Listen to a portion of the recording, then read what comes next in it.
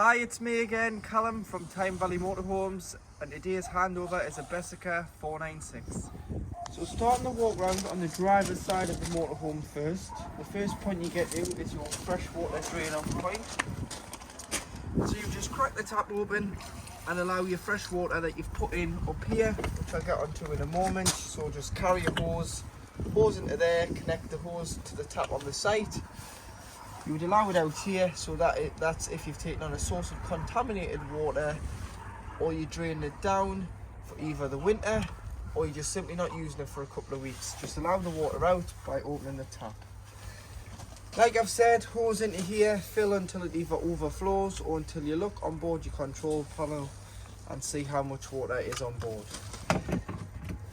Should you not be able to get a hose pipe to the vehicle, you can get a 12 volt submersible pump. This is a point here, so it's power here. Put one end into here by taking the cap off and it'll suck the water out the container, the bucket, the aqua roll into the vehicle. But that's more for wild camping. Normally on a motorhome you just stick the hose into the side of the vehicle. And then further back you do have your cassette toilet. So your cassette, this is different on a cassette. So your freshwater flush for your cassette is from a header tank. And the header tank fills up just here. So you can buy the pink, you can tip a bit of pink in here and fill it with water. So carry a jug or a small watering can just to top this up. And you can see the level up here. So you can see there, so if you give us the bottom a squeeze, you'll see the water bobbing up and down, and that's the water in there. It can be pink, it can be clear. It's just if you've got any pink, you can put it in there and it'll clean the bowl of the toilet and give a fragrant smell in the toilet. Everything else ends up in the cassette, so if you lift the green handle, you'll be able to pull the cassette out of the van, and then you can pull the handle up and you can drag it to your waste disposal point, which is normally beside the toilet block. And to empty, remove the green cap, hold the handle and press the green button and pour the contents of the cassette out. Once you've poured it out, normally tap there, put a bit of water in, give it a shake and tip out again. Then you'd go in with a cap full of chemical, which can either be the green or the blue, but normally you would buy the blue and the pink in a twin pack. You see pink in the header tank, blue in the head, and push it back into the vehicle. If it doesn't come out for any reason, it's because the blade's open on the inside of the toilet, and I'll explain more about that once on board the vehicle. Behind the back wheel, you've got a grey tap. This is your dirty water, so this is any water that's gone down anything, any plug hole, so anything, so cups of tea, dishes, shower water, hand basin water.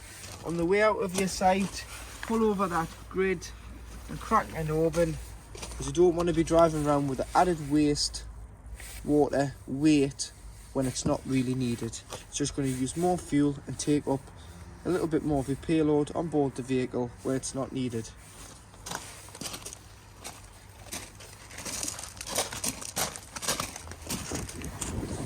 Further back you've got your hookup point, so if you are charging it at home or you are charging it on your site, this is how you'd hook the motorhome up. So lift the flap, get the hookup lead, lift it up and slide it on here. Always hooking the motorhome up first, then the power point, and do it in reverse order when unhooking so that you're never walking around with the live lead. At the back, this is just your vent for your exhaust off your Aldi boiler when operating on gas. Obviously it does operate on electric as well, but on electric it's an emergency heater since in the water, so it wouldn't allow any fumes out. You've got your high level brake light, reversing camera, bike rack which pulls down. These move depending on how big your wheels are on the bikes, and that just holds the crossbar of your bikes. So that's the last one, that's the first one, the closest to the vehicle. And at the bottom you've got a toolbar with 7-pin electrics.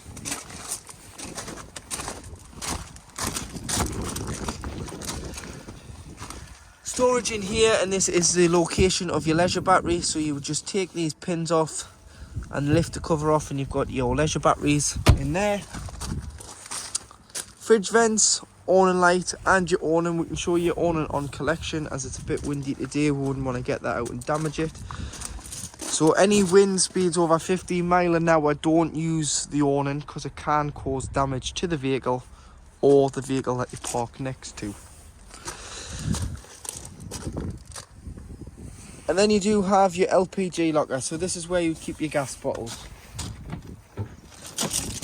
So we've got our test bottle on board at the minute. So what you do is you put your bottle on, strap it in top and bottom, so the strap's provided to keep the bottle secure. So strap the bottle in, but we haven't strapped this bottle in because it's not staying on the vehicle, it's coming off. To get this orange pipe on, it's left to tighten, right to loosen, so it's the opposite with it being a gas pigtail. Then you'd need a gas spanner or adjustable wrench just to give it the nip up and form the seal on the cylinder, and turn the bottle on at the top of the cylinder and make sure that you turn it off before you do start travelling. Should you never get gas in the vehicle and your bottle's on, press this green button in for 5 seconds. It's a crash valve and it'll reset the sensor in there and allow the gas to continue coming through the vehicle. Make sure it's turned off and strapped in before you start travelling. Diesel for the vehicles here, so it opens with the main engine key as it's a lockable cap. Tyre pressures can be found here, so 5.5 bar, which is 79.5 psi. Toolkit is underneath the passenger seat, which is a jack and a brace and a tow and eye. Engine battery underneath the floor, with it being a Ducato. Bonnet release on the side of the dashboard, so you do have to have the door open for this to work.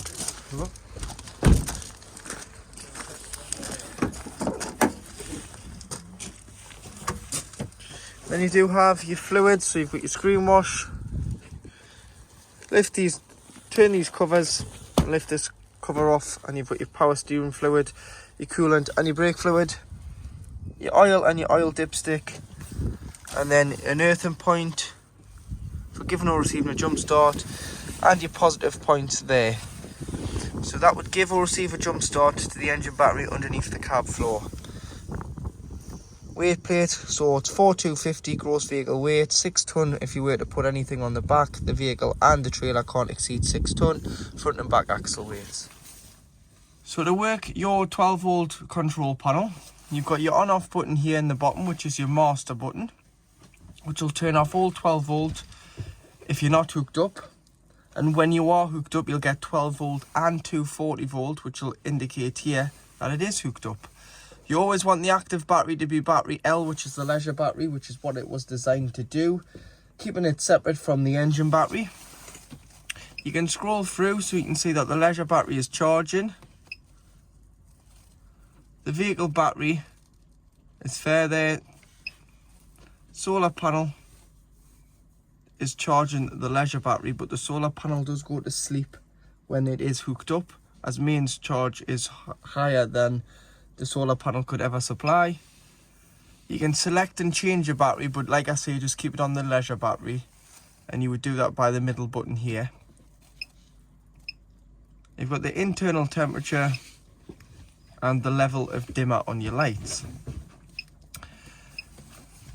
Down this side you've got your pump, which obviously supplies the water to the taps, toilet and shower, and it would come up either side that you've got your fresh and your waste water. Your master switch for your lights, your dimmable lights, so if you just press and hold you can dim them right down, and you do have your awning light on the outside of the motorhome. This is showing you your fresh water level there, so the fresh water's up the side and the waste's up the other side, so we have filled it up, we've filled it full. So it's used 1 bar, so it normally goes to 4 bars on each side to indicate that they're full. To work your Aldi heating and hot water system, switch on here,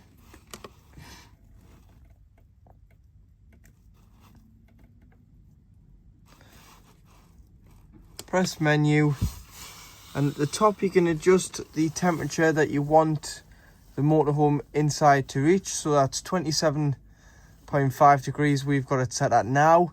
This can go all the way to 5 degrees or all the way up to 30 degrees, so it's just how hot you want the inside of the vehicle to be. And you can adjust that by pressing the plus and the minus. Below you've got your hot water, so if you didn't have any hot water on board, or any water on board should I say, you'd have that off. Halfway it'll run the heating and hot water together, or you can put it on what's known as the boost setting, which is a full black bar there. So it'll prioritise the hot water first before circulating the heat around the vehicle and heating the motorhome up. But we want it to run together, so we'll have it half bar. So it's going to heat the motorhome and heat the water up together. Here you have your electric. So you've got the electric off. So if you weren't on electric, you wouldn't have it on. You'd use gas, which is the bottom one, which you'd use if you're wild camping.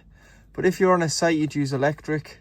So you've got 1 kilowatt, which is 750 watts, 2 kilowatts, which is 1500 watts, and 3000 watts.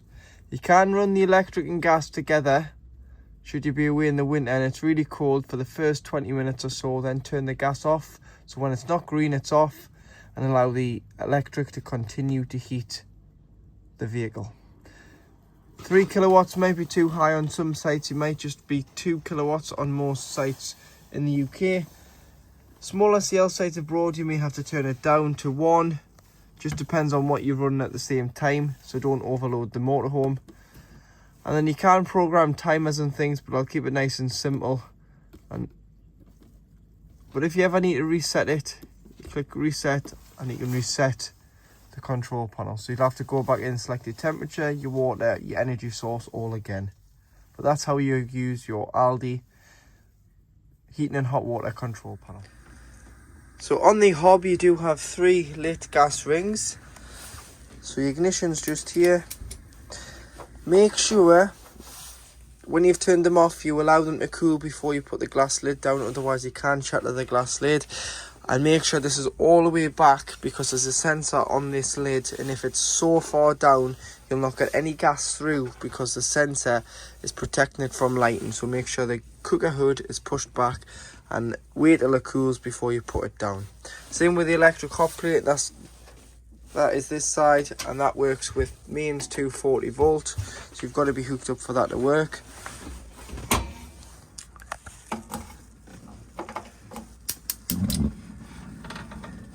You do have your grill there.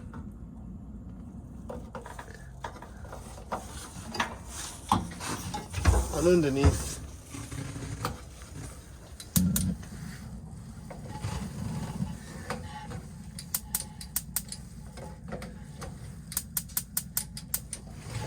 you've got your oven.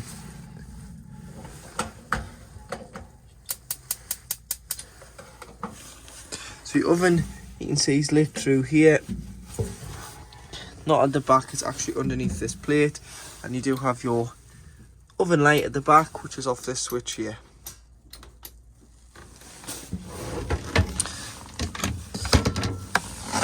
Plug for your electric hot plate can be found underneath the oven. Pushing the catches in opens these doors, and you've got your cups and your plate rack. On this side you've got your plug for your microwave and your solar panel. So that's flashing away there and it's charging your leisure battery. But please note, it doesn't charge the leisure battery when you're hooked up, because hookup takes priority. To operate your Dometic fridge, to turn it on and off, you'd press here. And you either choose your 3 sources. So you've got mains hookup if you're hooked up or you were pre-chilling it at home. You've got gas if you were wild camping and weren't hooked up, so you'd use gas to chill your fridge. And you've got battery, which you can use when the vehicle is running, and it's designed to keep the temperature of the fridge that it was at when departing. So if you're going from a site to a site, you can put it on the battery, or you've pre-chilled it at home and you're going to your first site, you can put it on the battery. And as long as the engine's started, you'll get a feed and it'll act like a giant cool box until you arrive on site. Or what you can do is you can just press A and it does it all for you. So A is automatic energy selection, and it'll pick the best source available at the motorhome at any one time. And it'll always prioritise mains. If there wasn't mains, it would go on to gas, and if you do start your engine, it would go on to 12 volt. So it'll do it all for you, so you don't need to really press The only time you would need to press is if you either want to manually select a sauce, or this fridge is programmed to wait 20 minutes before lighting on gas. It's in case you forgot to turn your gas bottle off and you're filling with fuel. The last thing you want is for it to spark near naked flames and fumes. So you would just manually press gas for the first 20 minutes, and then you can put it back on automatic. And that's only if you're going wild camping after you've turned the engine off. This is your temperature, so 5 being the coldest. Have it on all 5 when you're pre-chilling. As soon as you put shopping in, just bring it down to 3 or 4, just because sometimes 5 is too strong and will freeze your shopping. And then when you do turn it off, if you do just allow the fridge door to stay open, so courtesy light, you can push here, push on the courtesy light and slide it out. Pins will stop the door from shutting and allow air circulation in and out, as it's got a rubber seal on there and it can trap the air and cause smells. Give the fridge a rinse out once every so often with some antibacterial wipes, just so that when you do park it up, leave the door open, you've cleaned the fridge so it isn't going to smell from what you've had in it previously. This is just showing you that your water pump is working as it's pushing the water out, and your hot water system's working there as the water is warm. So it's operating on both gas and electric, so your hot water system is working as it should.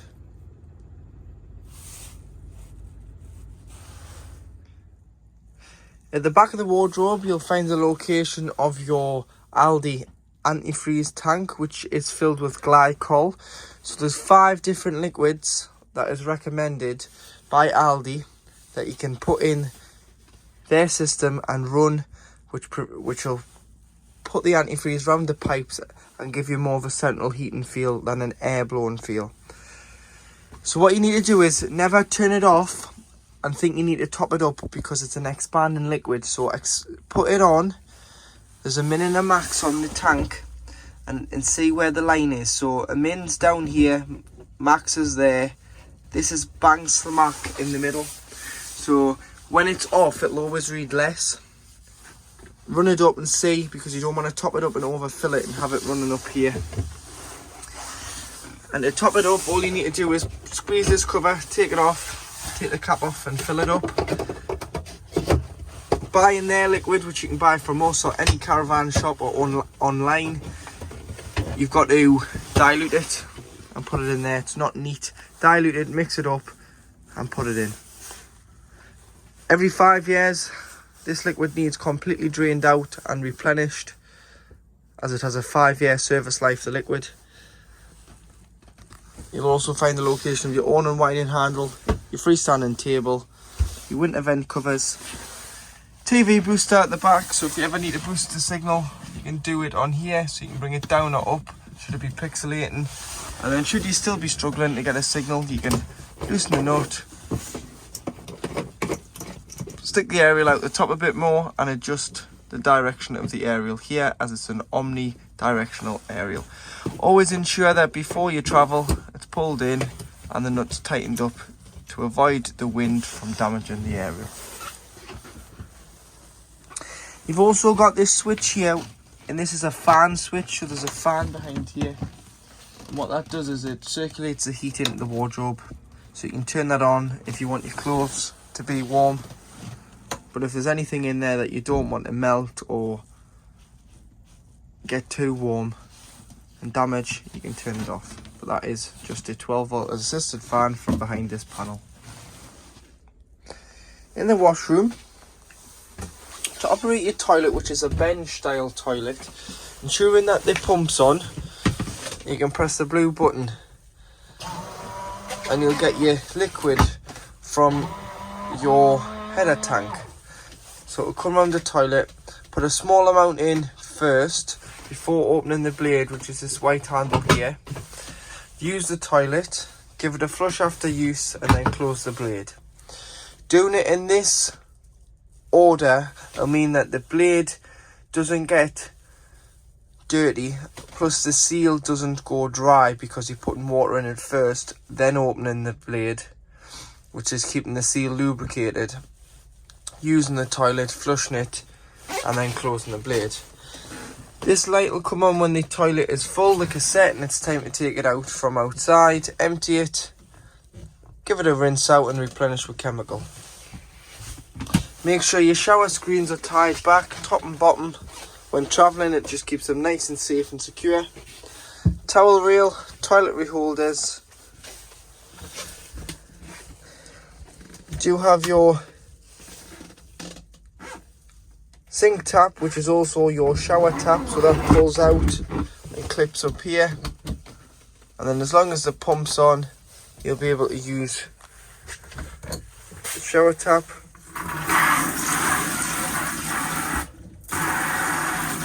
Like so. And then that just slides down back in to the tap when you're finished. When not using your shower hose in the winter more so, pull this pipe all the way out the tap and unscrew this from the shower head, and it just means any water sitting in here doesn't freeze and potentially break the pipe, because then it would be a replacement of the full unit, not just the pipe.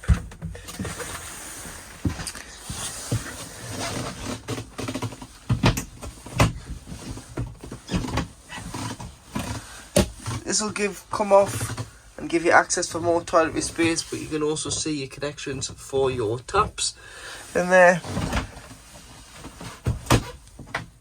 So it's more of a service point. And when you're cleaning out any of this plastic shower tray or surround, use mild soapy water. Do not use anything harsh like a bleach, because it will stain the white finish of the plastic to a orange yellowy colour, and then you'll have to get it repaired. You can't get rid of the stain once it's there, so nothing too harsh. Soapy mild liquid on a microfiber, no harsh abrasive sponges or cloths on there to keep it looking white. And it does tell you there that it can cause permanent damage, so do take care when cleaning out any of your washroom. To operate your TV, it works through the aerial on the roof of the vehicle. Every time you move locations, you will have to retune it. So on the TV remote, there's a big orange square button which is AQT. Press and hold it to the TV. Press OK, and it'll start to do an auto search, and it'll find as many channels as it can where you're located. Your individual reading lights in the back lounge are individually switched, and you can dim them at the back by turning the back of the light, so you can dim it brighter or turn it down if it is too bright. And you've got them in every corner of the back lounge, like so.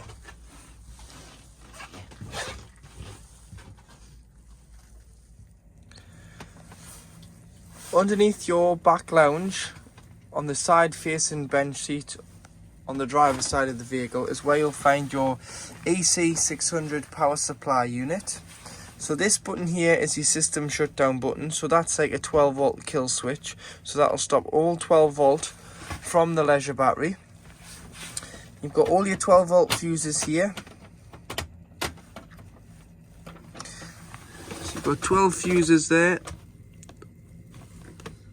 So carry some spare fuses with you, and they all are listed just down here on the inside of this door. So if you open this door, you'll be able to find all the ampage of the fuses, what does what the rating should be and what colour they should be, along with your mains power supply on this side of your RCD unit and MCBs.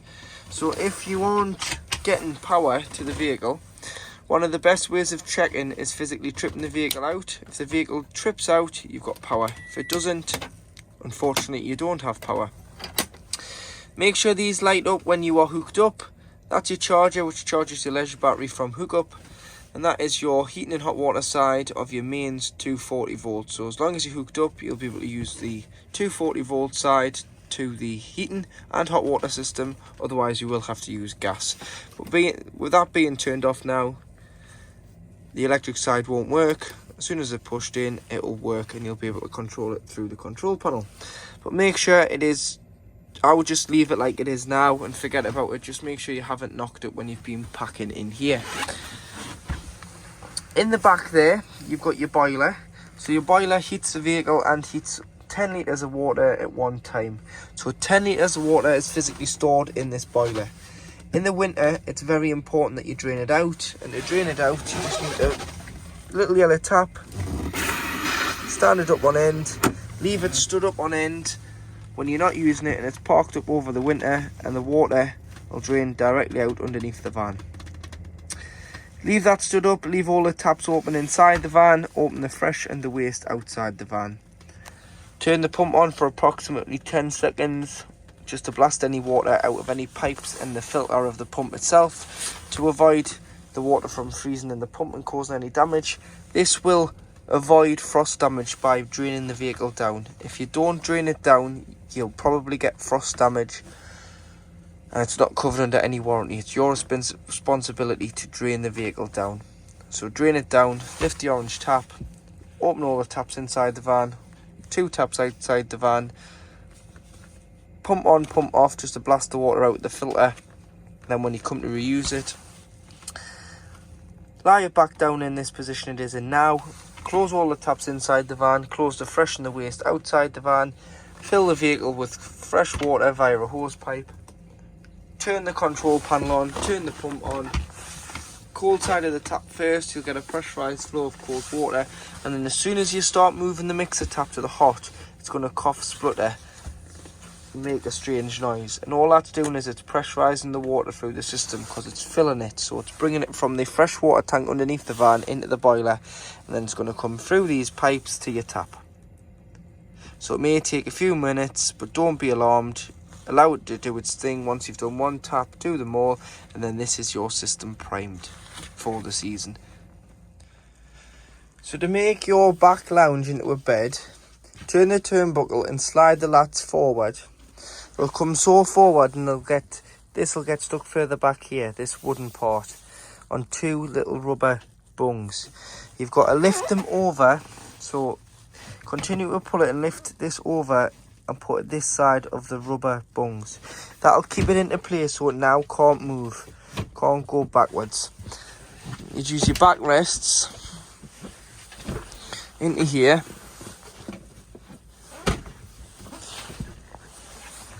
On either side.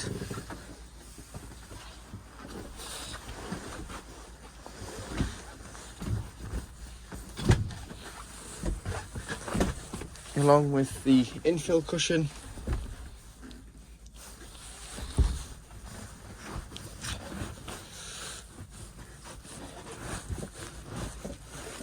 In there. You can either put these 2 together and put the infill cushion that side, or like this. And you can obviously turn them upside down to give a flatter surface to sleep on. This is just showing you how it would go. And what I would do is I would remove those, and it'll give you a longer width of a bed. And that would be how you'd make your lounge, your U-shaped lounge, into a double bed. Your front drop-down bed is manually, so you just push this in. So push it up, push the button in, and then you'll be able to slide it down. Ladder would go on here. You've got safety nets which clip on to those points in the corner, and one here and one here, just to stop children rolling out. And you do have a light switch on the main surround of the skylight for a light up in the bed, as well as a light on the side there which is individually switched.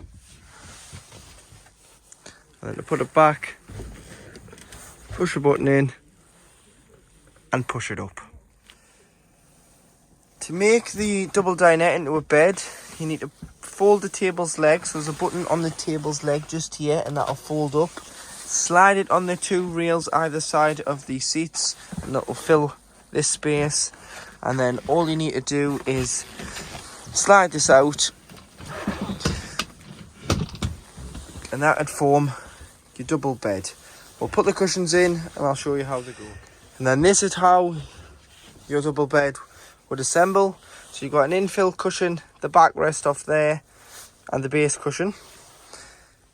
Base cushion for the seat, infill cushion, backrest off that seat at the bottom, and base cushion. So you'd sleep across, and you do have a double bed there, as well as your drop down double bed above.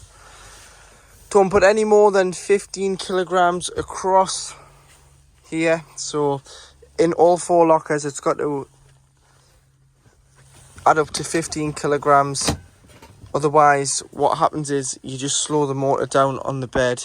When pushing it up, it'll become really heavy and stiff to push up, as it's a manual bed. So